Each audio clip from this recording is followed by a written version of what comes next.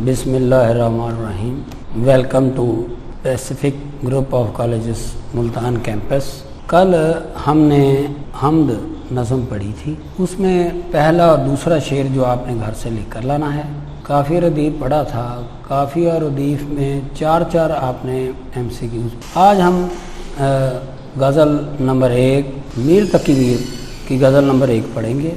ये lecture number 2 है, इसमें तशरीहात और सब चीज़ें पढ़ेंगे। अच्छा, पहले ये बता दें कि गज़ल का जो सवाल आता है ये 3 अशार होते हैं, तीनों की तशरीह करनी होती है और एक ही गज़ल से आते हैं और मसलसल भी हो सकते हैं और वो छोड़कर भी दे सकता है। बहरहाल इनकी नंबरों की तकसीम ये है, 1 नंबर शायर का और हर शेर 3 नंबर का होता है।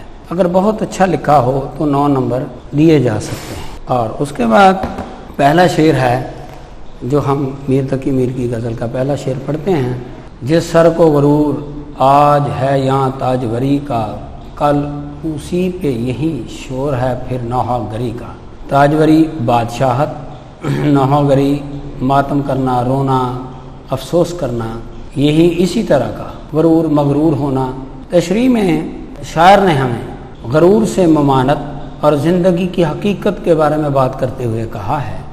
फिर सुन लीजिए, तशरीह में शायर ने गरूर से ममानत और ज़िंदगी की हकीकत को बयान करते हुए कहा है कि सबसे पहली बात तो ये है कि अल्लाह ताला ने इंसान को जो दौलत, हुस्न, जवानी, इक़्तिदार, हुकूमत दी हुई है, उस पर गरूर नहीं करना चाहिए। क्यों? अल्लाह ताला कुरान में फरमाता है, बेशक मैं गुरूर करने वाले को पसंद नहीं करता। तो फिर ज़िंदगी की हकीकत क्या है? ज़िंदगी की हकीकत ये है कि एक ना एक दिन हमारी ज़िंदगी ख़त्म हो जाएगी। जैसे कुरान मजीद में अल्लाह ने फरमाया, हर जान को मौत का मज़ा चखना है। मजीद फरमाया कुरान, हर चीज़ को फ़ना है, यानी हर चीज़ फ़ानी है। तो फिर गरूर नहीं करना चाहिए। इसमें शायर ये कह रहा है, जो सर, जो शख्स, जो आदमी, सर से मुराद आदमी, जो इंसान आज अपनी बादशाहत, दौलत, जवानी, क़ुव्वत पर गरूर कर रहा है, कल अनकरीब, यानी कल अनकरीब लोग उसकी मौत पर अफसोस कर रहे होंगे और वो अपने मुंह से मक्खी भी नहीं उड़ा सकेगा। इसलिए नज़ीर अकबर इलाहाबादी ने क्या खूब फरमाया है, ना मुल्क, ना दौलत, ना सरअंजाम रहेगा, आखिर वही अल्लाह का एक नाम रहेगा। तो अल कुरान हर जान को मौत का जायका चखना है। तो इसी तरह सिकंदर जो था वो आधी से ज़्यादा हुकूमत की, सबसे ज़्यादा दुनिया पर हुकूमत की। जब इस दुनिया से गया तो उसने अपने कफन से बाहर हाथ खाली छोड़ दिए और बताया लोगों को कि मैं यहाँ से कुछ भी नहीं लेके जा रहा, खाली हाथ जा रहा हूँ। तो लिहाजा इसका मकसद यही है, शेर लिखने का मकसद यही है कि एक तो गरूर नहीं करना चाहिए। जो अल्लाह ताला ने इंसान को जो नेमतें, दौलत, इख्तियार, क़ुव्वत दी, इस पर गरूर ना करें। क्यों? कि ज़िंदगी हकीकत ये है कि एक ना एक दिन हम फना होकर मट्टी बन जाएंगे, इस दुनिया से चले जाएंगे। अब हम दूसरा शेर पढ़ते हैं। आफाक की मंजिल से गया कौन सलामत, असबाब लुटा राह में यार सफरी का। तशरीह इसकी यह है कि इंसान की दुनिया से रवानगी के हालात, यानी अब तशरीह मुकम्मल ये है, इसका मफ़हूम भी शायर ने इंसान की दुनिया से रवानगी के हालात पर बात करते हुए कहा है कि जब इंसान इस दुनिया से जाता है तो वो खाली हाथ चला जाता है, कोई चीज़ भी साथ लेकर नहीं जाता। तो आफाक की मंजिल से गया कौन सलामत, पहले इसके बारे में बात करते हैं कि इंसान इस दुनिया में आता है तो वो मासूम होता है, कोई उसके ज़िम्मे गुनाह नहीं होता। जब इस दुनिया से जाता है तब वो गुनाहों के गट्ठड़ अपने साथ लेकर जाता है। फिर गम, परेशानी और दुख जो है वो, और ना तमाम आरज़ुएँ, उनका दुख और गम लेकर चला जाता है। सलामत से मुराद हंसी खुशी कोई यहाँ से नहीं जाता। असबाब लुटा राह में यहाँ हर सफरी का, हर सफरी से मुराद के सफरी, ये इंसान को शायर ने सफरी करार दिया। ये इस्तारा है, इस्तारा से मुराद किसी चीज़ को वो चीज़ ही करार दे देना। استعارہ کہلاتا ہے، یعنی ادھار لینا، کسی کے لیے کوئی لفظ ادھار لینا استعارہ کہلاتا ہے۔ جب کوئی لفظ حقیقی معنوں کے بجائے مجازی معنوں میں اس طرح ہو اور اس حقیقت اور مزاج میں تشبیہ کا تعلق ہو تو استعارہ کہلاتا ہے۔ بہرحال وہ الگ بحث، اس پہ پھر بات کریں گے، یہ ادبی اصطلاحات ہیں۔ اچھا، حوالہ جات اس کے یہ ہیں: جائے گا جب یہاں سے کچھ بھی نہ پاس ہوگا، 2 گز کفن کا ٹکڑا تیرا لباس ہوگا۔ حدیث شریف صلی اللہ علیہ وسلم ہے، انسان کہتا ہے میرا مال میرا مال۔ انسان کا مال تو وہ ہے جو اس نے کھایا فنا کر دیا، یا پہنا بس سیدھا کر دیا، یا اس نے آگے بھیجا اور محفوظ کر لیا۔ تو کوئی یہاں بتانے کا مقصد اس کا یہ ہے شاعر کا کہ ہم یہاں پر دنیا میں بہت مال و اسباب اکٹھا کرتے ہیں اپنی اولاد کے لیے، اچھا دولت کماتے ہیں، زمینیں بناتے ہیں، جاگیریں بناتے ہیں، حکومتوں کو بادشاہ بڑھاتے ہیں، تو اس میں وہ یہ سمجھ رہے ہوتے ہیں کہ یہ سب مال میرا ہے۔ اس کا کچھ بھی نہیں ہوتا، کیونکہ انسان سب کچھ اس دنیا میں خالی ہاتھ، سب کچھ چھوڑ چھاڑ کے خالی ہاتھ چلا جاتا ہے۔ میں نے پچھلے شعر میں مثال دی تھی سکندر بادشاہ کی، جس نے آدھی سے زیادہ حکومت دنیا پر حکومت کی۔ جب وہ فوت ہوا اس کی وصیت تھی کہ کفن سے باہر میرے ہاتھ نکال دینا، لوگوں کو بتا دینا کہ سکندر اس دنیا سے خالی ہاتھ جا رہا ہے۔ شاعر کے کہنے کا مقصد یہ ہے کہ جائز طریقے سے آپ دنیا اکٹھی کریں، دنیا کا مال و اسباب اکٹھا کریں، لیکن زمین جائیداد جاگیریں اور دنیا کی آسائش آرام لینے کے لیے، اکٹھا کرنے کے لیے ناجائز ذرائع استعمال نہ کریں۔ عطائر علامہ اقبال نے کیا خوب فرمایا ہے: عطائر لا ہوتی اس رزق سے موت اچھی، جس رزق سے آتی ہو پرواز میں کوتاہی۔ تو اس کے بعد انسان کو شاعر نے حلال مال کی طرف راغب کیا ہے کہ، اور یہ بتا کر کہ یہ بہت بڑی حقیقت ہے کہ انسان اس دنیا سے خالی ہاتھ جاتا ہے۔ تیسرا شعر ہم پڑھتے ہیں: ہر جگ میں ہر زخم جگر داور محشر سے ہمارا، انصاف طلب ہے تیری بے داد گری کا۔ اچھا جی، میں نے آپ کو بتایا تھا کہ پچھلے لیکچر میں بھی کہ نظم غزل سبق کی تشریح کرنا ہو تو الفاظ میں نہیں آپ کو لازمی آنے چاہیے۔ زخم جگر، جگر کا زخم یعنی کسی کے دیے ہوئے زخم، کسی کے مطلب کہ جو کسی نے کسی کو پریشان کیا۔ داور محشر سے مراد اللہ تعالیٰ، انصاف قیامت کے دن انصاف کرنے والا۔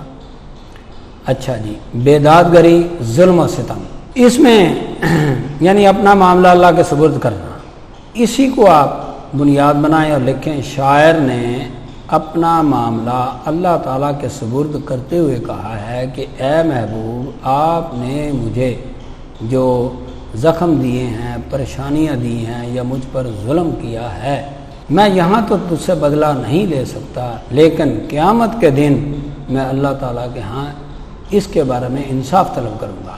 اچھا، اس میں حوالہ جات ہیں: بڑا مزہ ہو جو حشر میں ہم کریں شکوہ، وہ محنتوں سے کہیں چپ رہو خدا کے لیے۔ القرآن: میں تم سے پوچھوں گا جو تم کیا کرتے تھے۔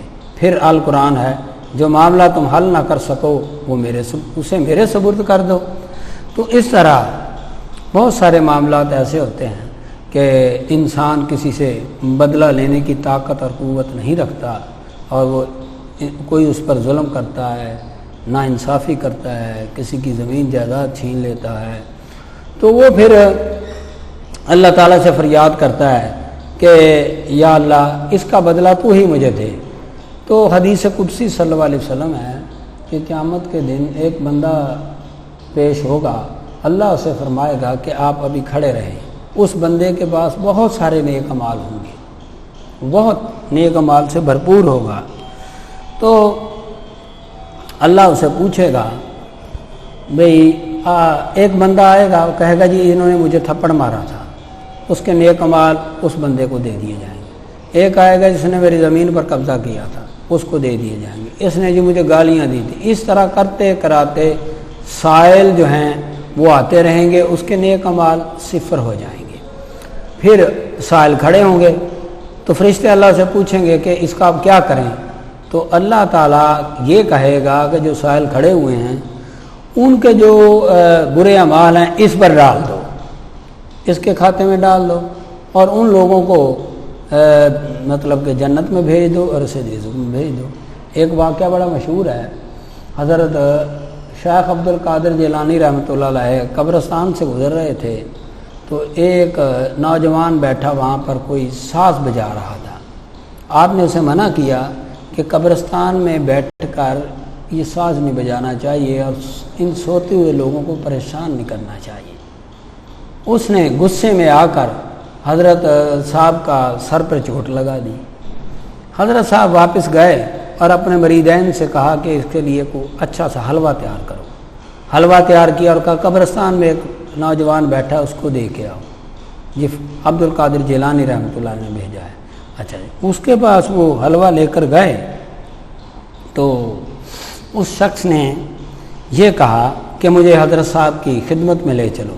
پیش ہوئے، کہا سرکار میں نے تو آپ کو چوٹ پہنچائی ہے تو آپ نے میرے لیے حلوہ بھیجا ہے۔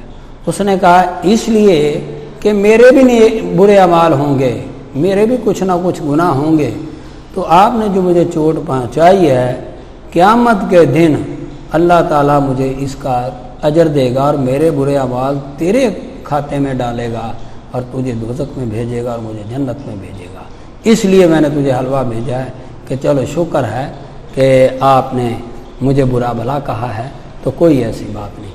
یعنی شاعر جو ہے ہمیں اس بات سے روک رہا ہے کہ ہم کسی کے ساتھ برا سلوک نہ کریں، کسی کو گالی نہ دیں، تھپڑ نہ ماریں اور کسی کی زمین پر قبضہ نہ کریں۔ جیسے کہ اللہ تعالیٰ نے فرمایا کہ کوئی شخص اگر کسی کی زمین پر قبضہ کرتا ہے ایک بالش ایک ہاتھ، تو اس کی قیامت کے دن اس کے گلے میں 7 زمینوں کا بوجھ ڈالا جائے گا۔ تو لہٰذا تو اگر کوئی کسی کو گالی دیتا ہے تو وہ اس کی قبر میں، جو گالی دینے والا ہے اس کی قبر میں ایک بچھو پیدا کر دیا جائے گا، جو اس کو ڈسے گا تو 70 ہاتھ بندہ نیچے چلا جائے گا، 70 گز۔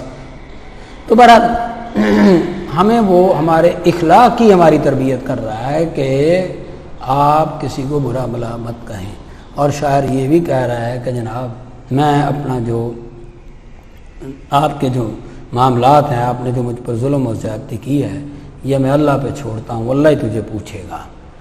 اس کے بعد چوتھا شعر ہے، لے سانس بھی ایستا کہ نازک ہے بہت کام، آفاق کی اس کارگاہ شیشہ گری کا۔ کارگاہ کارخانہ، شیشہ گری شیشہ بنانے کا کارخانہ، آفاق یہ دنیا، نازک بہت ہی احتیاط والی جگہ۔ اچھا، لے سانس بھی ایستا یعنی بہت محتاط ہونا۔ اچھا اس نے، اچھا اب اس کی ہم تشریح کرتے ہیں۔ شاعر، اس کا عنوان ہے محتاط زندگی کی ترغیب۔ آپ نے لکھنا ہے اس تشریح میں، شاعر نے شعر میں محتاط زندگی کی ترغیب ہمیں دیتے ہوئے کہا ہے کہ دنیا میں ہمیں ہر کام بہت سوچ سمجھ کر کرنا چاہیے اور ہر قدم سوچ سمجھ کر اٹھانا چاہیے اور اس کے نتائج پہ نظر رکھنی چاہیے، کیونکہ یہ جو دنیا ہے اس طرح ہے جیسے ایک شیشہ بنانے کا کارخانہ ہوتا ہے، وہاں ذرا سی بھی غفلت جو ہے انسان کو بہت بڑے زخم پہنچا سکتی ہے۔ جیسے شیشہ بنانے والا کارخانہ ہوتا ہے، کوئی وہاں بے احتیاطی سے چلے گا یا ننگے پاؤں چلے گا تو کوئی نہ کوئی شیشہ اسے چبھ جائے گا، یا شیشہ اس کے پر کی شیشے کی جو چادر ہے اس کو آگ گرے گی۔ یعنی شاعر نے اس آفاق کو، اس دنیا کو شیشہ بنانے والا کارخانہ قرار دیا ہے۔ اب اس میں حوالہ جات ہیں، صرف ایک لمحے میں سانس ٹوٹ جاتا ہے، صرف واقعہ بلانے میں زمانے لگتے ہیں۔ اصل میں یہ شعر ہے، صرف ایک لمحے میں ساتھ ٹوٹ جاتا ہے، واقعہ بلانے میں پھر زمانے لگتے ہیں۔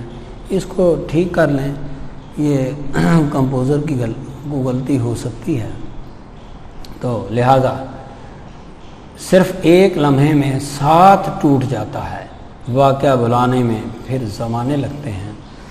تو حدیث تقوی کا مفہوم، حضرت عمر فاروق رضی اللہ تعالیٰ عنہ نے حضرت کعب الابھار سے پوچھا کہ وہ بھی صحابی رسول صلی اللہ علیہ وسلم کہ یہ تقوی کیا چیز ہے؟ انہوں نے فرمایا کہ ایک شخص جنگل میں سے گزر رہا ہے تو اسے چاہیے کہ جنگل میں گزرتے ہوئے وہ اپنے دامن کو سمیٹ لیتا ہے۔ اسی طرح دنیا میں کانٹوں بھرا جنگل ہے اور انسان جب اس جنگل سے گزرے تو وہ کانٹوں بھرے جنگل میں اپنا دامن بچا کے گزرے، یعنی انسان کو انتہائی محتاط زندگی بسر کرنی چاہیے۔ تو اس میں بہت سارے واقعات ایسے ہیں کہ جو آپ کو بتانا ضروری ہیں۔ تو حضرت عمر فاروق رضی اللہ تعالیٰ عنہ کے دور میں حضرت ابو بکر صدیق رضی اللہ تعالیٰ عنہ کو کسی نے کھانا پیش کیا۔ جب آپ نے کھانا کھا لیا تو تب اس شخص نے کہا کہ میں بتانا بھول گیا کہ یہ کھانا ایک سود خور سے گھر سے آیا تھا۔ تو آپ نے فوراً حلق میں انگلی مار کر الٹی کر دی اور کہا جی ایک سود خور کے گھر کا ہم کھانا نہیں کھا سکتے۔ تو بہت ساری باتیں ایسی ہیں کہ انسان کو بہت محتاط ہو کر زندگی بسر کرنا پڑتی ہے۔ اگر انسان محتاط زندگی بسر نہ کرے تو وہ کسی نہ کسی مصیبت میں گرفتار ہو سکتا ہے، مصائب کا شکار ہو سکتا ہے۔ تو ایک گناہ جسے ہم معمولی سمجھتے ہیں وہ ہمیں دوزخ میں لے جا سکتا ہے، ایک نیکی جو ہم معمولی سمجھتے ہیں وہ ہمیں جنت میں لے جا سکتی ہے۔ تو اسی طرح حدیث قدسی صلی اللہ علیہ وسلم ہے کہ ایک شخص قیامت کے 2 لائنیں سطریں لگی ہوں گی، قطاریں لگی ہوں گی، ایک دوزخ والوں کی، ایک جنت والوں کی۔ تو دوزخ والوں کی لائن میں ایک شخص جنت والی سطر میں کھڑے ہوئے، قطار میں کھڑے ہوئے شخص سے کہے گا آپ میرے گھر آئے تھے، میں نے آپ کو کھانا کھلایا تھا، پانی پلایا تھا، تو میرے لیے کچھ کریں۔